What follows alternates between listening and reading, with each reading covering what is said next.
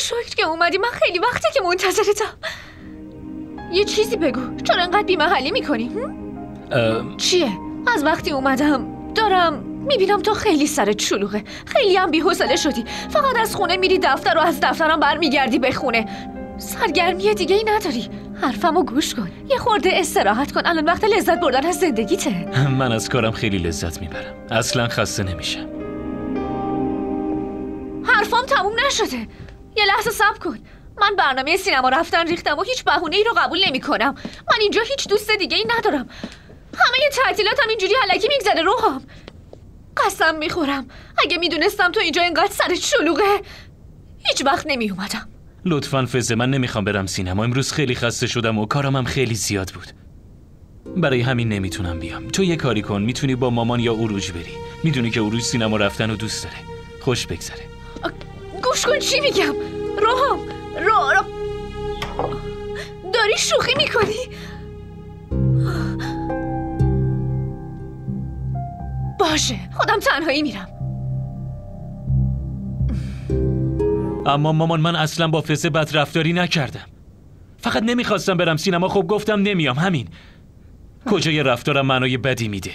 تو الان دروغگو هم شدی؟ اینو نمیدونستم.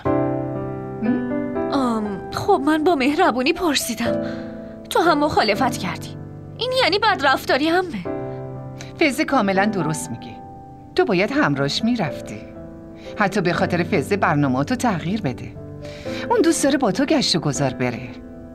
بعد مدت‌ها اومده پیشمون. بهتره شما دوتا برای بیرون رفتن و شناخت همدیگه یه خورده وقت بذارین، مگه نه؟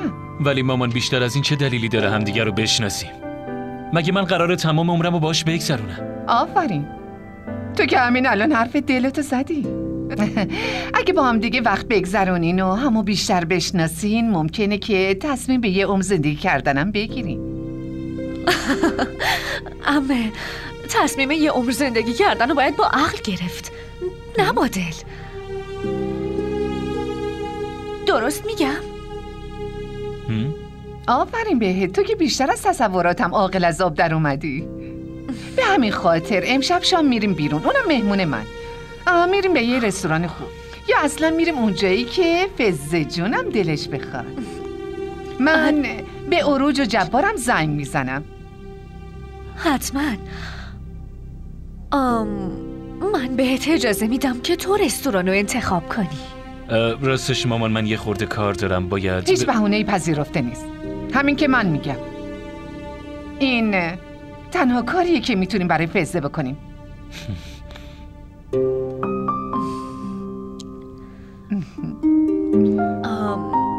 میوه میخوری؟